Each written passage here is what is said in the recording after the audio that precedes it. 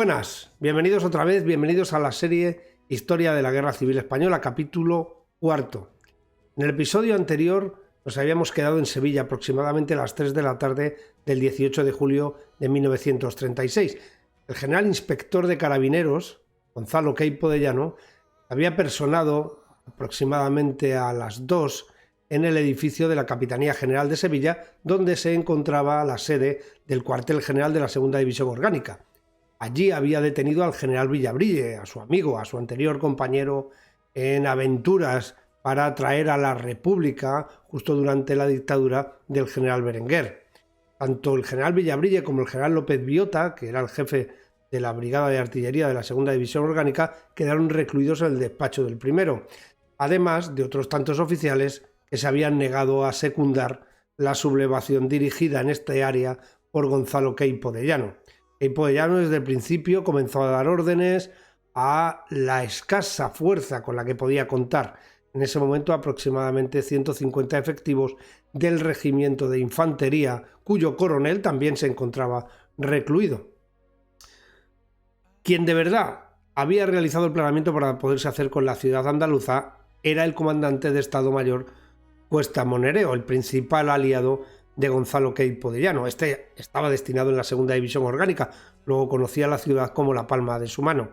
Sabía perfectamente que lo más importante era la Plaza Nueva. Allí estaba tanto el edificio del ayuntamiento como, no exactamente en la plaza, pero sí muy próximo, el edificio del Gobierno Civil. También había varias sedes de los partidos que formaban parte del Frente Popular, Partido Comunista, Partido Socialista, y muy importante en Sevilla, que no se va a dar en otras ciudades, era Unión Republicana, el partido de Diego Martínez Barrio, que había sido, como saben, resultado de una escisión del Partido Republicano Radical, y como Diego Martínez Barrio era sevillano, pues la mayoría de los concejales del ayuntamiento pertenecían a ese partido, más incluso que a Izquierda Republicana, Partido Socialista o al Partido Comunista.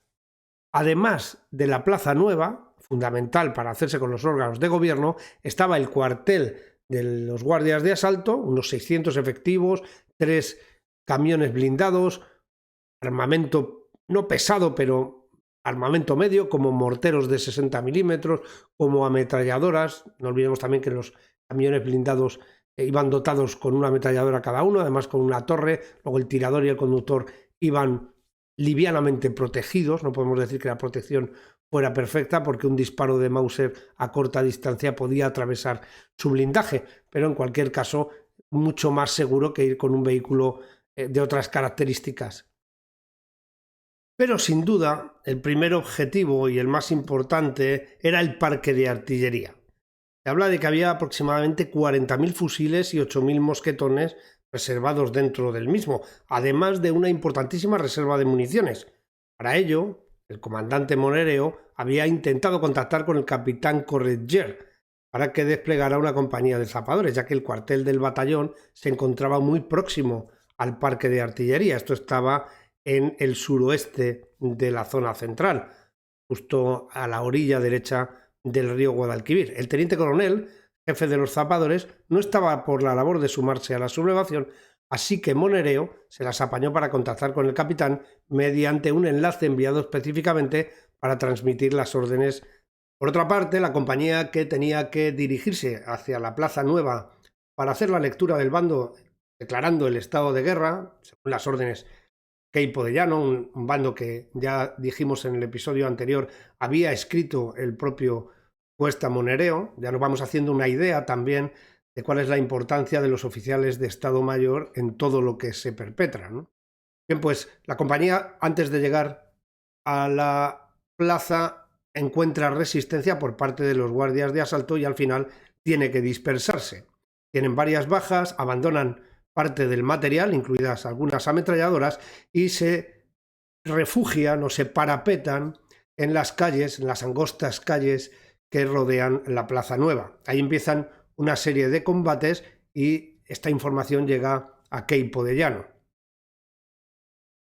Queipo, al recibir noticias de que han sido expulsados de la Plaza Nueva y de que se han tenido que ir replegando, incluso llegando hasta el propio cuartel de San Hermenegildo, que era su punto de origen, pregunta a un oficial si no disponen de algún cañón de acompañamiento. La infantería en 1936 disponía de algunos cañones de 40 milímetros que estaban en reparto, acababan de adquirirse, pero que eran, vamos a decir, más o menos nuevos y que solamente tenían las unidades más significativas, sobre todo las que estaban en África. Las unidades de la península, en cambio, utilizaban como cañón de acompañamiento unas piezas de artillería de 70 milímetros, el cañón Schneider de montaña, que había tenido mucho éxito en 1909 y 1911 durante la campaña de Melilla, la primera campaña de Melilla y después en la campaña del Kert, aproximadamente entre el verano de 1911 y mayo de 1912. Bien, pues esos cañones que estaban prácticamente obsoletos y que no eran útiles, por supuesto, para la artillería de campaña, fueron recogidos por las unidades de infantería como cañones de acompañamiento para tener un poco de potencia de fuego que les permitiera defenderse fundamentalmente contra vehículos blindados, así como los utilizaban. Apenas tenían municiones, así se lo confiesan a Queipo de Llano, y el batallón tenía un único cañón, para que nos demos cuenta un poco de cuál era el estado de las unidades en la península. Ya mencionamos que las unidades estaban a menos de la mitad de sus efectivos y no hablemos del armamento y de la calidad de este, ¿no? Esta era la realidad del ejército español de 1936. El cañón Schneider tenía la ventaja para los infantes de que era tan sumamente ligero, era un cañón muy pequeño que podía prácticamente empujarse a mano o con un mulo o con un caballo, ¿no? Esta ventaja va a ser decisiva porque al mover el cañón, los infantes que están en esos momentos combatiendo en las calles de Sevilla, de la zona vieja de Sevilla, que muchos de ustedes seguramente conocen, son calles muy estrechas que permiten mucho parapeto y además son calles que no tienen una línea recta perfecta, luego no hay campos de tiros despejados y de largo alcance. Estamos hablando de limitaciones en cuanto a la distancia que pueden ir de 50 a 100 metros, pero no mucho más allá. Luego el cañón podía ser efectivo si se colocaba bien apostado para cuando apareciera el primer carro, el primer camión blindado, que era lo que de verdad temía, no solamente Queipo de Llano, sino todos los que estaban en esos momentos sumados a la sublevación. Hasta ese momento la situación pintaba en bastos para los rebeldes.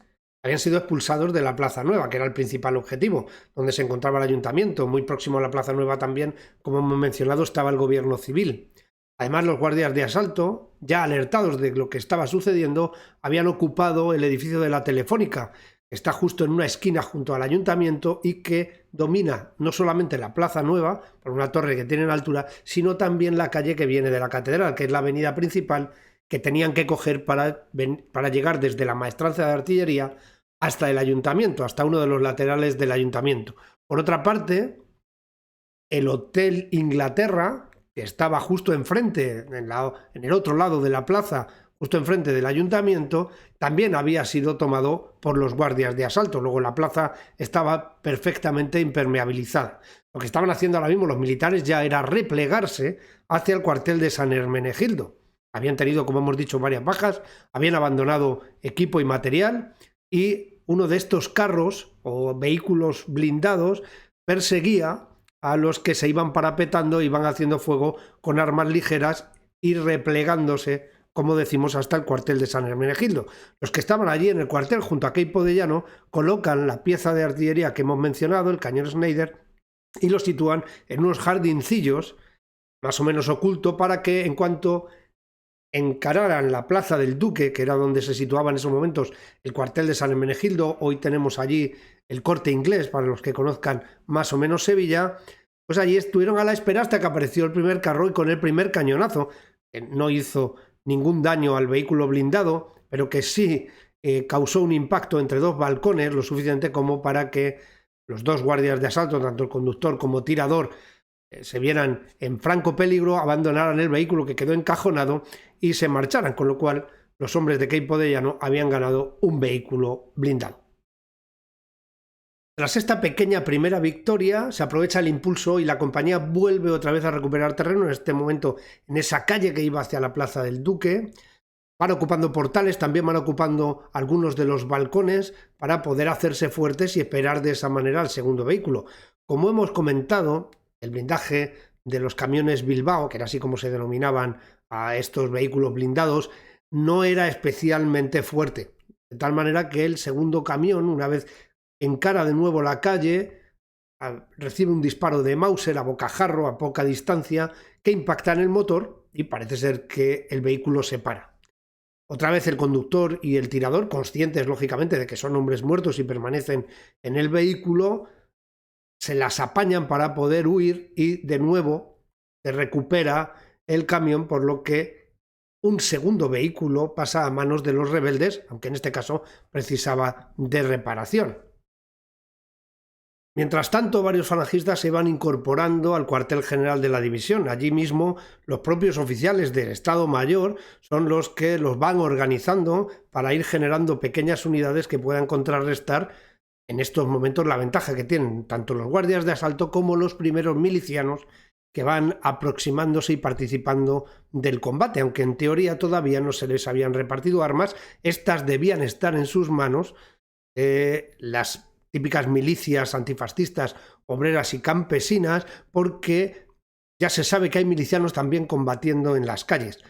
También salen los requetés, pero estos, que no podían ver delante a Gonzalo Queipo de Llano por su trayectoria republicana, por su afán de hacer derribar a la dictadura de Primo de Rivera y después a la de Dámaso Berenguer, hacen la guerra por su cuenta, salen también a la calle, salen también armados y participan de esos combates, pero sin someterse en ningún momento a la autoridad militar.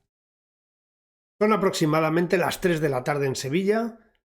Hemos visto cuál es la situación, muy comprometida para los rebeldes, aunque han conseguido más o menos salvar el cuartel general de la división y el cuartel de San Hermenegildo, que era el objetivo de los guardias de asalto para poder derrotarlos definitivamente. Por otra parte, la compañía de zapadores sigue resistiendo en la maestranza de artillería, en el parque de artillería, donde se encuentra el gran objetivo táctico que son los fusiles y las municiones. Y aquí vamos a dejar Sevilla a las 3 de la tarde del día 18 de julio de 1936. Y nos vamos a Madrid. En la capital de España son conscientes de lo que está sucediendo. El día 17 la imagen que tienen es que el ejército de África se ha sublevado, pero se piensa que es una acción limitada, solamente las unidades que están en el protectorado español. Nadie más se ha sumado en la península. No es una cosa coordinada, no lo han hecho todos a la vez. El día 17, Ceuta, Melilla y Larache están ya en manos de los rebeldes. También Tetuán, donde el alto comisario había pedido ayuda, por eso es el bombardeo de Tetuán por parte del gobierno. Por eso también se intenta enviar parte de la flota para que trate de detener cualquier movimiento por vía marítima hacia la península.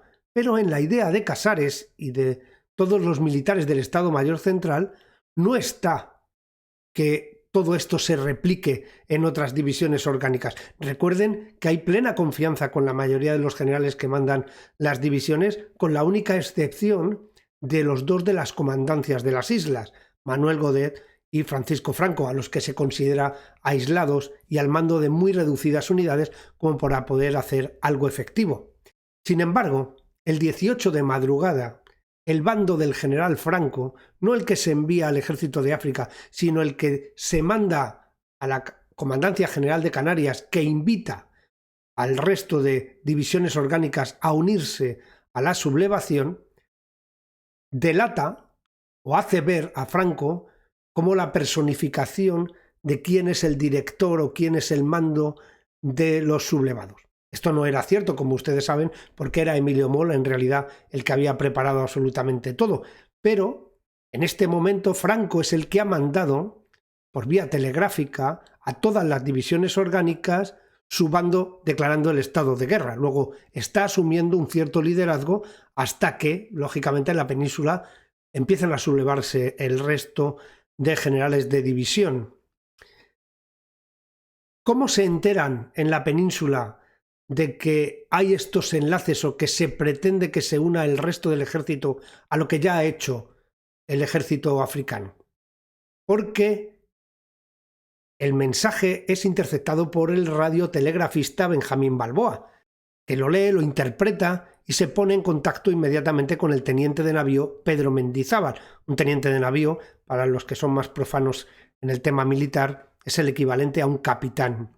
Pedro Mendizábal era el secretario técnico del ministro de Marina, José Giral, Cuando Giral leyó el bando, inmediatamente dio orden de enviárselo al presidente del Consejo de Ministros y ministro de la Guerra, Santiago Casares Quiroga. Es en ese momento, ya en el pensamiento de Casares, que se personifica el líder de la sublevación. Ya no es el teniente coronel Yagüe, ya no es ninguno de los coroneles de Tetuán o de Ceuta o Melilla. Ahora es Franco, el que había sido jefe del Estado Mayor Central de la República, del Ejército Republicano, el que había sido la mano derecha de Gil Robles cuando éste ostentaba el Ministerio de la Guerra. Luego era alguien importante desde el punto de vista militar. El jefe de la estación telegráfica era el capitán de corbeta Cástor Ibáñez de Aldecoa, que como muchos oficiales de la Armada era sospechoso de ideas políticas alineadas con los sublevados. Fue detenido sin que hasta ese momento hubiera realizado acción alguna en contra de los intereses del gobierno. Se enlazó inmediatamente con todas las estaciones de radio, advirtiendo de lo que estaba sucediendo y dando instrucciones, invitándoles a sublevarse contra sus mandos naturales, caso de que estos se mostraran afines al golpe. Este punto es muy importante.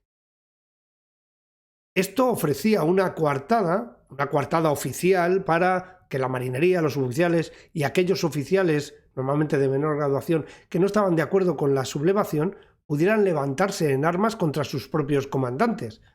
Un buque de la Armada, lógicamente, no es algo como una unidad de infantería, de artillería, de ingenieros, que están a campo abierto y que tienen sus sistemas y sus procedimientos disciplinarios para evitar motines.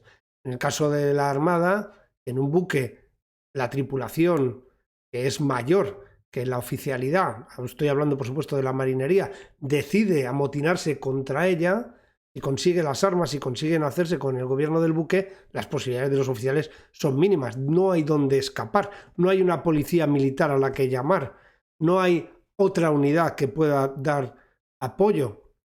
Lo que pasa en un barco queda en un barco. Luego, esta orden, que se pasa a través de los canales internos de la UNRWA, que va a llegar a todos los buques de la Armada, va a justificar o va a explicar lo que sucede con la Armada Española en 1936, en el mes de julio de 1936, y que vamos a ir relatando poco a poco. Esta orden va a traer también que en algunos buques, antes de que los oficiales se pronuncien o simplemente se inclinen hacia un bando o hacia otro, sean directamente sobrepasados por la tripulación. Además, desde el Ministerio de la Guerra se decide también iniciar la coordinación de los grupos del Frente Popular.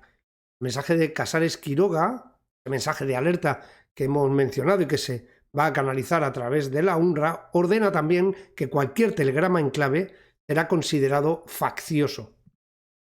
En el Ministerio de Marina, José Giral se había rodeado, en la medida de lo posible, de oficiales afines al Frente Popular, normalmente de baja graduación.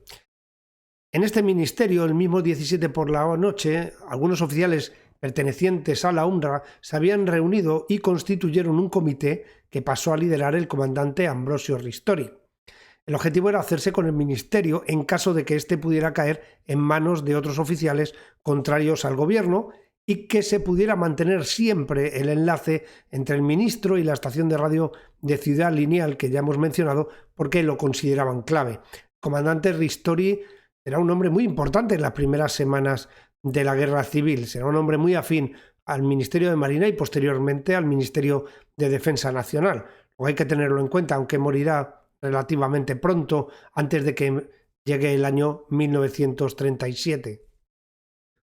Como ven, la Marina estaba reaccionando desde el mismo día 17. Ahora era necesario taponar cualquier acceso marítimo a la península y para ello se alertaron a todas las unidades, a las bases de Ferrol, de Cartagena y por supuesto de San Fernando, para que los buques disponibles acudieran inmediatamente tanto al estrecho como enfrente de la ciudad de Melilla y de Tetuán y evitaran de este modo el poder transportar tropas desde el protectorado español en Marruecos a la ciudad de Sevilla ya en este momento, a través de Málaga o de Cádiz, porque Sevilla ya estaba en plena sublevación. En la base de Ferrol se ordenó a los dos cruceros disponibles en ese momento, el Libertad y el Cervantes, que salieran hacia el estrecho. El Jaime I, El mayor acorazado de la escuadra se encontraba en ese momento en Santander. Las órdenes para el buque eran dirigirse a Vigo, carbonear allí y poner rumbo también al estrecho para unirse a los dos cruceros. A los submarinos que se encontraban en Cartagena se les ordenó embarcar torpedos y cubrir la costa entre el Cabo de Gata y el estrecho de Gibraltar. El gobierno, que había sido muy laxo a la hora de reaccionar a los avisos, a las alarmas, a las advertencias, no solamente de los militares de la UNRWA, de los que eran más afines al Ministerio de la Guerra o incluso al Ministerio de Marina, sino también a líderes políticos como Indalecio Prieto, como Francisco Largo Caballero, que además habían publicado en sucesivas ocasiones lo que estaba pasando. El diario El Socialista, prácticamente desde el mes de abril, ya viene avisando de que algo se estaba cociendo en los cuarteles. Y sin embargo, el gobierno no había hecho nada, a pesar también de que el propio ministro de Estado, ministro Barcia, había confesado al embajador francés que conocían los tejemanejes de Emilio Mola Vidal y de Juan Yagüe. Pero no reaccionaron, no los detuvieron, no les retiraron el mando, dejaron que todo continuara. Sin embargo, ahora reaccionaban de forma contundente. Mandan a la Armada a taponar el estrecho, a cubrir toda la zona del litoral sur español para evitar que se transporten tropas del ejército de África, y parece que hay cierta confianza en que se puede resolver esta sublevación en un breve espacio de tiempo. Los submarinos C1, 3, 5, 6 y el B6 se dirigieron hacia el mar de Alborán. El destructor Alcedo, también de Cartagena, se mandó a Almería y el torpedero número 14 a Algeciras. Las principales embarcaciones, no obstante, que se encontraban entre Ceuta y Melilla eran los destructores Churruca y Lepanto. El Churruca estaba apoyando a los escasos buques de la escuadra del protectorado, los cañoneros, el Laya y el Dato y 3 guardacostas, el Kert, el Muluya y el Lucus. Todos estos detalles los vimos en los 2 episodios que dedicamos a la Armada Española de 1936. Y al Lepanto se le van a unir los 2 destructores que habían mandado desde Cartagena el mismo día 18 al mediodía.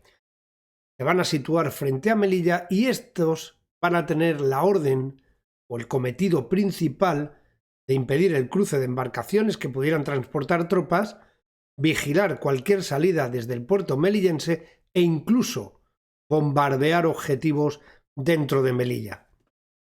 La llegada de los buques precisaba unas largas horas que eran vitales para los sublevados. Antes del 19, prácticamente todas las embarcaciones que estaban operativas habían salido al mar. En todo este tiempo, el jefe del Estado Mayor de la Armada, el almirante Salas, se limitó a trasladar las órdenes recibidas sin oponerse a ninguna de ellas. Es importante el almirante Salas. Él había sido jefe de Estado Mayor de la Armada incluso con Lluís Companys, luego se supone que era un hombre de confianza. Y sin embargo, a pesar de no haber participado abiertamente en la sublevación, el día 20 será detenido. Esto lo comentaremos en episodios posteriores. Quizá toda esta psicosis que se genera dentro de la Armada, dentro de la Marina, y que está motivada en parte por esa orden de no obedecer a los jefes, va a traer que algunos inocentes, desde el punto de vista, por supuesto, de la legalidad republicana, sean encarcelados y algunos de ellos ajusticiados cuando ni siquiera se habían pronunciado en contra del gobierno. Bien, pues nos encontramos en la situación en que los 3 destructores están frente al puerto de Melilla. La orden es muy clara: no solamente evitar los transportes, sino también, si es necesario, bombardear la ciudad, sobre todo los cuarteles de regulares y de la Legión, que se supone que son las unidades más peligrosas desde el punto de vista militar. El jefe del Lepanto era el capitán de navío Valentín Fuentes, un republicano y simpatizante de los partidos del Frente Popular. Había hecho una buena carrera, sobre todo en los últimos años, durante los años de la República. En los otros 2 destructores había 2 comandantes dispuestos a sublevarse. El Sánchez Barcaiztegui lo capitaneaba el capitán de fragata Fernando Bastarreche, y el almirante Valdés tenía como jefe a un capitán de corbeta, Francisco Tabiel de Andrade.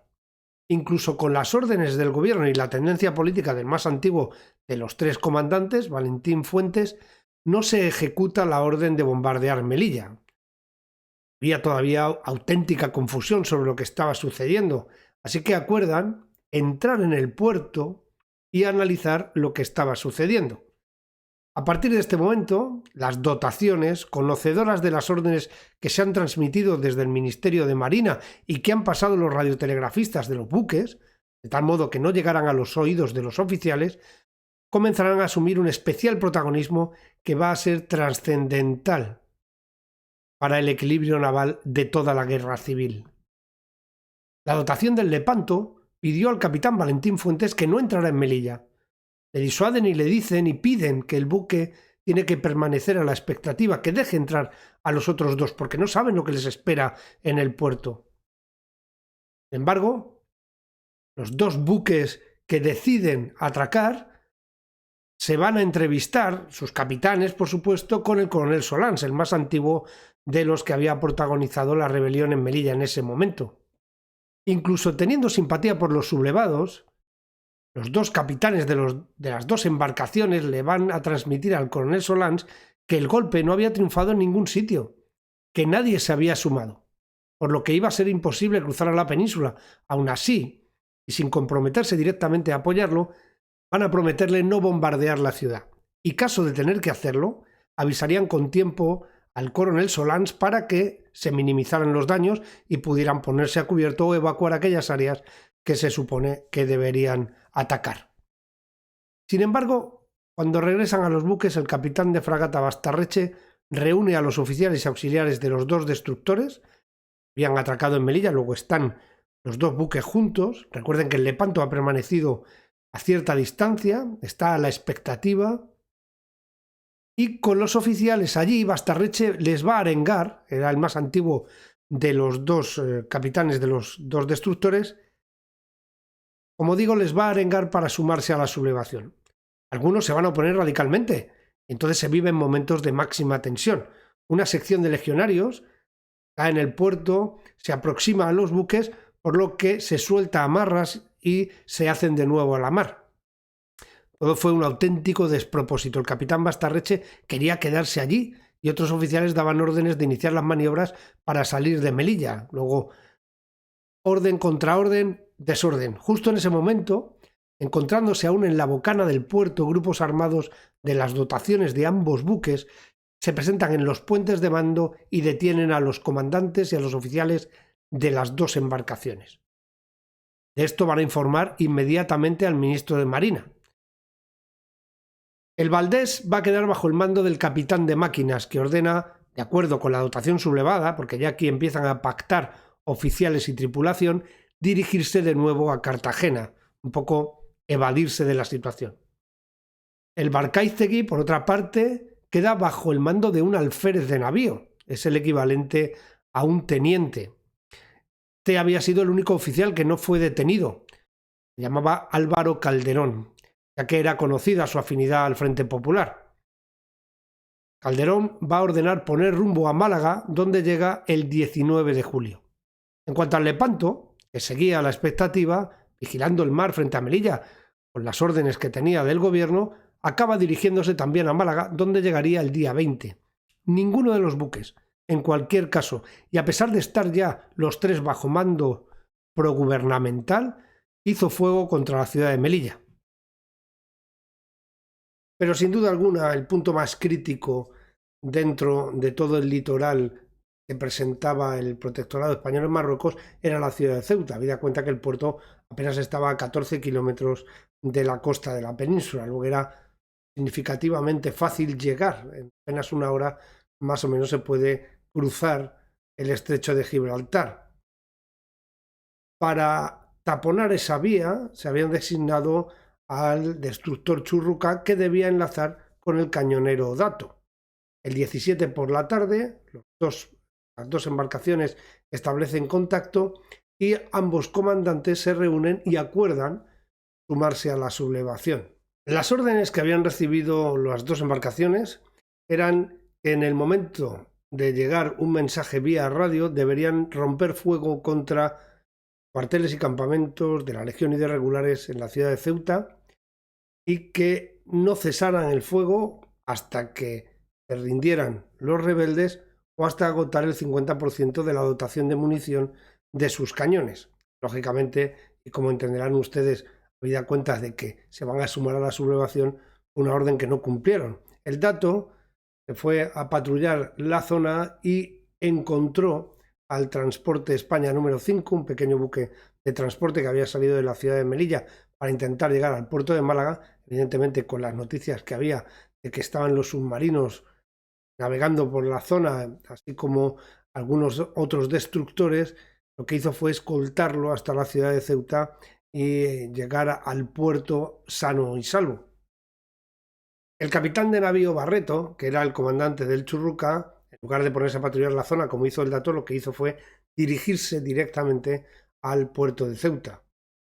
Allí estableció contacto con los sublevados y comenzó a embarcar a través de una motonave a las primeras unidades de regulares que iban a desembarcar en el puerto de Cádiz.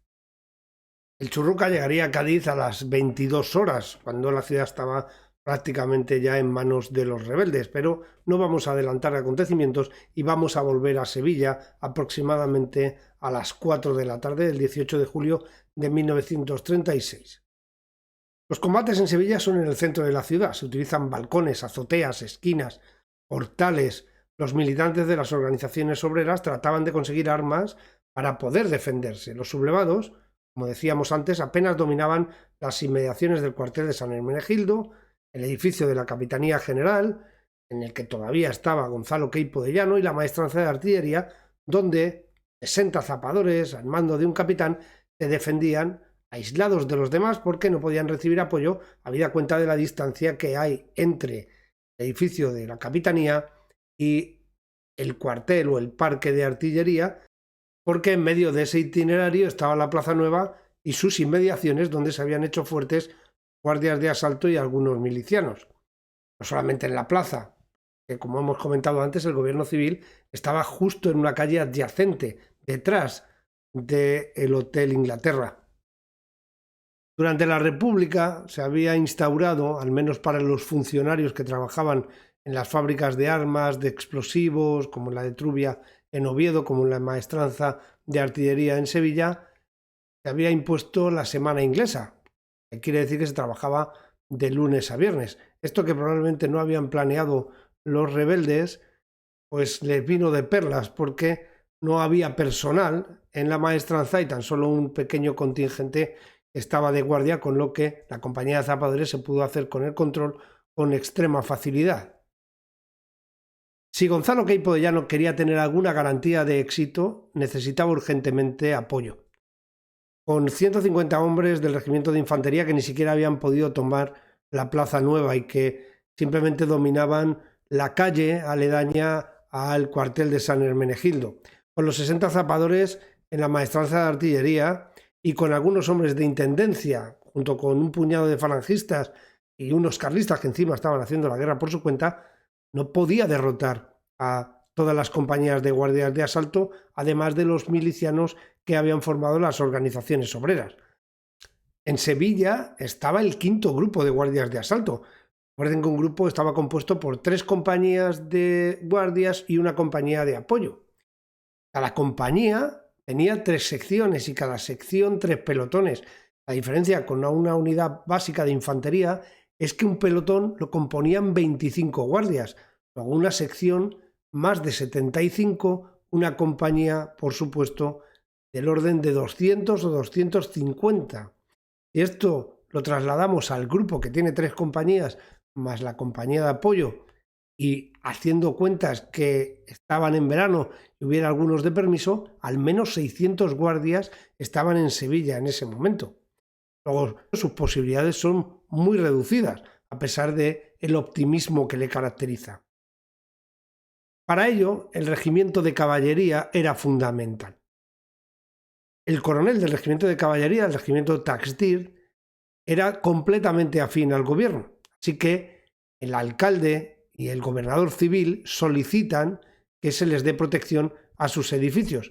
Para ello se manda un comandante con un escuadrón de caballería, el equivalente en reducido a una compañía de fusiles, hacia el gobierno civil, que era el edificio que tenía más vulnerabilidad porque estaba fuera de la Plaza Nueva, a pesar de que se encontraba en una calle paralela, una calle por otra parte bastante angosta. Allí se presenta el comandante Núñez con 40 hombres y un par de camiones, más un vehículo ligero.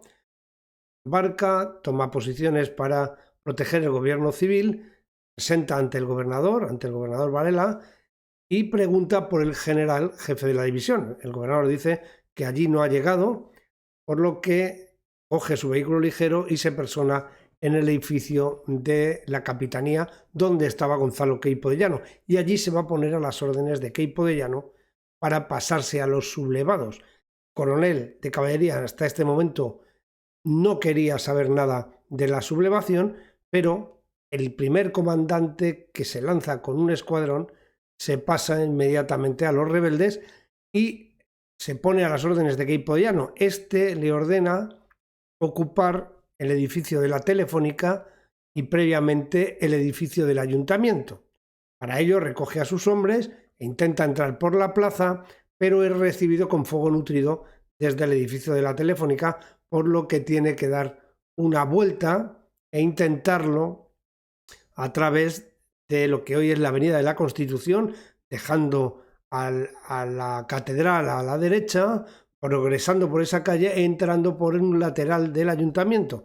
Por el lateral sur la puerta estaba cerrada, por lo tanto lo va a bordear y entrará por el lateral norte. Una vez que está en el ayuntamiento, se hace con el edificio, detiene al alcalde, que no opone resistencia, y a todos los concejales que se encontraban en esos momentos en el consistorio, y ocupa posiciones en los balcones del edificio del ayuntamiento, desde donde puede batir a los guardias que se encuentran en la Telefónica.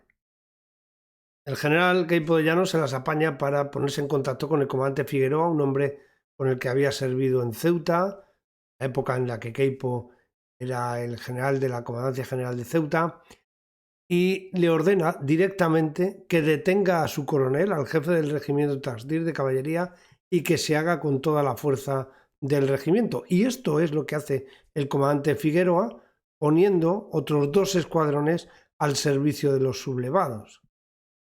El siguiente paso es el regimiento de artillería que estaba en la capital. Ya no estamos hablando de una pieza de 70 milímetros de acompañamiento, estamos hablando de baterías de artillería.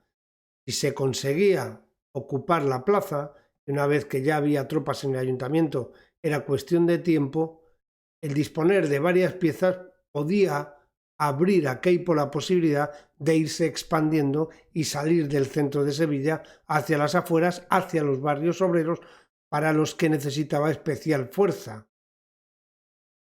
¿Qué es lo que va a hacer con el coronel? Le va a llamar, va a decir que es el general de la división, que le ordena que saque las piezas a la calle. El coronel, lógicamente, no entiende que Queipo de Llano pueda ser su general.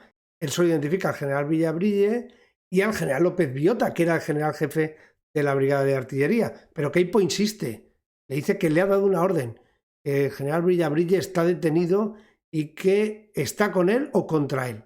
Al final convence al coronel y los artilleros comienzan a preparar los escudos de las piezas, escudos frontales para evitar que se recibía fuego de fusilería, piezas fueran vulnerables, y que se monten en los carros para sacarlas a la calle.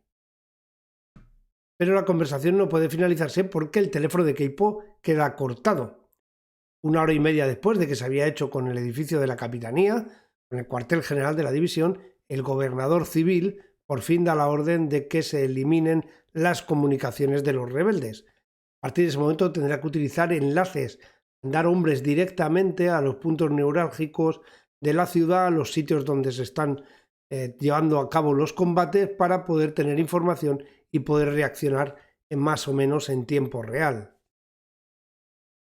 Evidentemente, la llegada de la artillería va a romper el equilibrio que había hasta ese momento.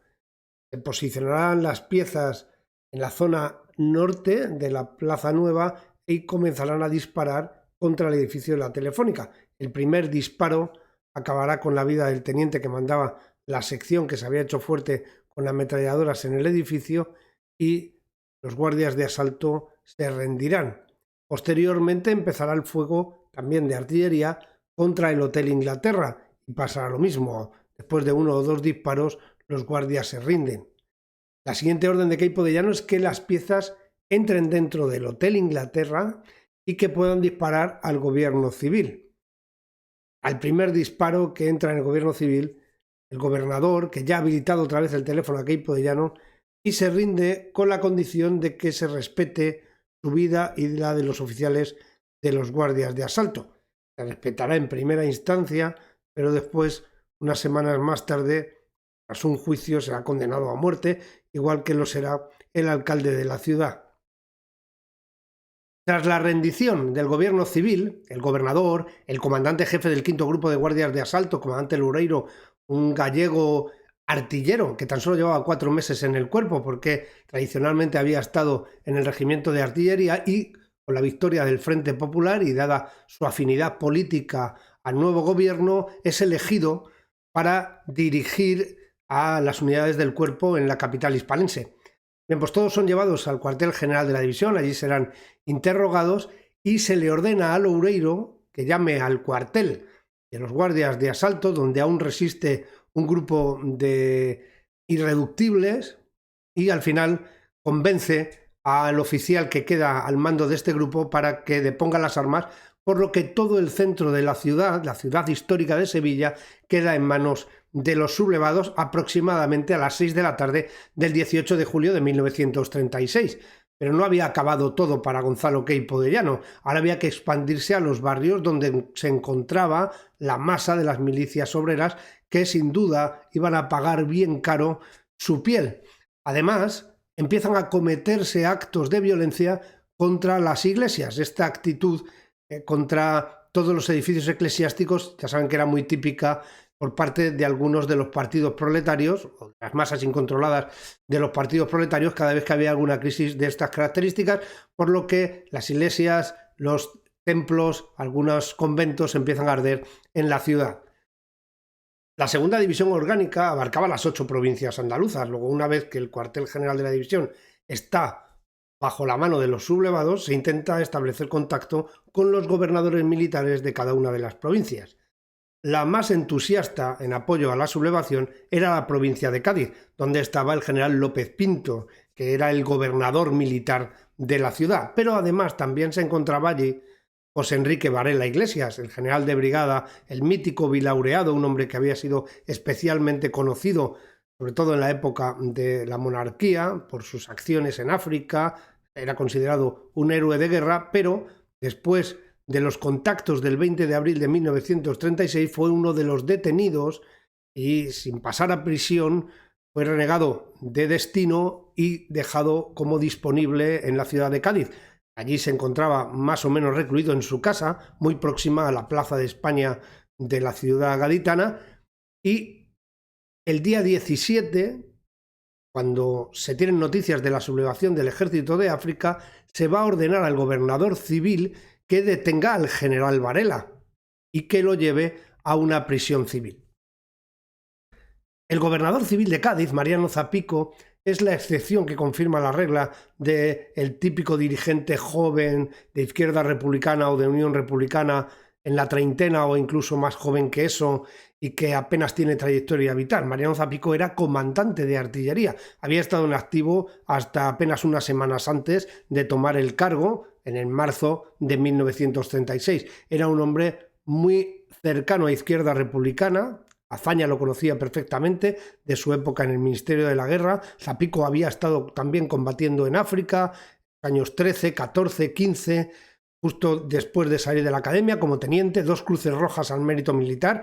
Luego no era un hombre específicamente de cuartel, aunque había tenido varias excedencias a lo largo de su carrera.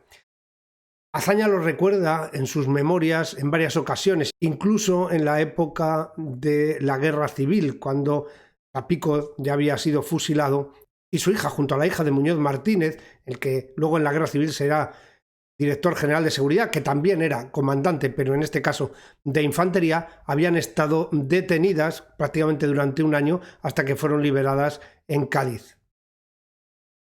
Bien, como decimos, el 17 por la tarde, el teniente coronel jefe de la Comandancia de la Guardia Civil de Cádiz, González García, junto al comisario jefe de la unidad de inspección, de investigación y vigilancia, que era el otro cuerpo policial, además de la Guardia de Asalto, se dirigen con una pequeña fuerza a detener al general Varela.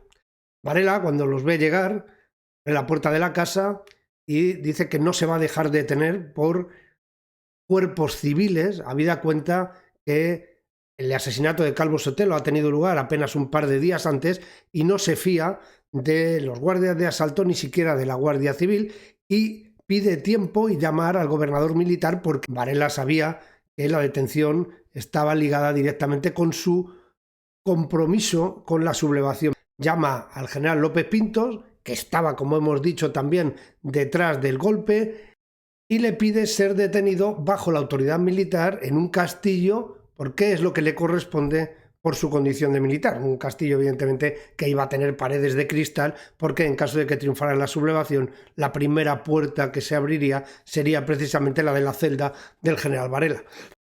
El lugar de la reclusión sería el castillo de Santa Catalina, donde ingresa a las 20:30 horas del día 17, unas 3 horas después del inicio de la sublevación en la ciudad de Melilla. Como ven, todos los acontecimientos se suceden de tal manera y con una rapidez que es muy difícil estar cronológicamente en todos los sitios al mismo tiempo. Por eso hemos retrocedido unas cuantas horas para ver la detención de Varela y ahora afrontamos la sublevación en Cádiz tras las órdenes de Gonzalo Queipo de Llano y el dominio de la capital sevillana por parte de los sublevados. El primer contacto que se produce entre Gonzalo Queipo de Llano y el general López Pintos tiene lugar aproximadamente a las 15 horas del 18 de julio de 1936, apenas media hora después de haberse hecho con el control del edificio de la Capitanía. La orden es que ya se ha leído el bando de la declaración del estado de guerra en Sevilla, lo cual estaba en esos momentos todavía en fase de lanzamiento, y que declara el estado de guerra en Cádiz. Así lo hace el general López Pintos, da las órdenes al Regimiento de Artillería de Costa número 1 y al Regimiento de Infantería que hay en la ciudad, y al mismo tiempo también transmite órdenes al comandante militar de Algeciras y de Jerez de la Frontera, las otras dos ciudades que tenían destacamentos militares. También ordena que se libere a José Enrique Varela Iglesias, lo cual se hace, y a partir de ese momento es el general Varela el que toma el control, al menos desde un punto de vista táctico, de las unidades militares de la plaza de Cádiz. Da órdenes respectivas a los cuarteles y los coroneles de los regimientos se ponen a las órdenes de Varela. Bien, huelga decir que la situación en Cádiz es muy parecida a la de Sevilla en cuanto al entusiasmo mostrado por la oficialidad para incorporarse a la sublevación. No estoy hablando solamente de los coroneles jefes de los regimientos, que ya estaban avisados y comprometidos, sino del teniente coronel jefe de la Guardia Civil, del responsable de los carabineros, del capitán jefe de la Guardia de Asalto. Todos ellos eran muy reticentes a unirse a cualquier aventura porque tenían en la memoria lo que había sucedido en 1932, donde, no olvidemos, también había muchos guardias civiles que habían estado implicados y habían sido detenidos y separados del servicio. Además, en el castillo de Santa Catalina se encontraba un grupo de oficiales del famoso regimiento de caballería de Alcalá de Henares. ¿Recuerdan ustedes aquel que se ordenó trasladarse de un día para otro simplemente porque había habido unos altercados con unos miembros de las Juventudes Socialistas Unificadas y el Ministerio de la Guerra da orden de traslado inmediato de todo el regimiento? La protesta de estos oficiales hizo que fueran recluidos en el castillo de Santa Catalina, donde estaba el general Varela. Y en esas pocas horas en que Varela está en el castillo, pues es suficiente para poder convencer a estos oficiales de que, una vez liberados, se unan también a la sublevación. Muchos de los oficiales no estaban nada seguros. Hay una reunión tras la liberación de Varela en la comandancia militar de Cádiz, con el general López Pinto, con los jefes de cuerpo, los dos coroneles de los regimientos y con el teniente coronel jefe de la Guardia Civil. El teniente coronel jefe de la plana mayor de uno de los regimientos estaba en contra de la sublevación y hay una discusión muy tensa. Al final se le expulsa de allí y sería detenido el día 20 de julio. Marcha a su casa, no quiere saber nada de lo que va a suceder, y es el general Varela el que, con su presencia, igual que había hecho Queipo de Llano cuando llega al cuartel de San Hermenegildo, se persona en los dos cuarteles donde están los regimientos, arenga a los oficiales y, claro, Varela, para la mayoría de los militares en ese momento, era una especie de mito en vida, ¿no? Un hombre que lo había conseguido todo en África, con la excepción de los famosos ascensos por méritos de guerra, porque le pilla justo en la época de las juntas de defensa.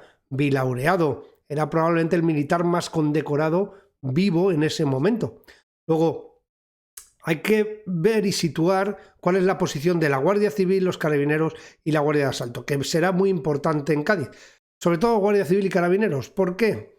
Porque el teniente coronel de la Guardia Civil, que ya hemos mencionado, al estar en esa reunión va a omitir la orden del gobernador civil de que secciones del cuerpo se dirijan a proteger el edificio de la gobernación.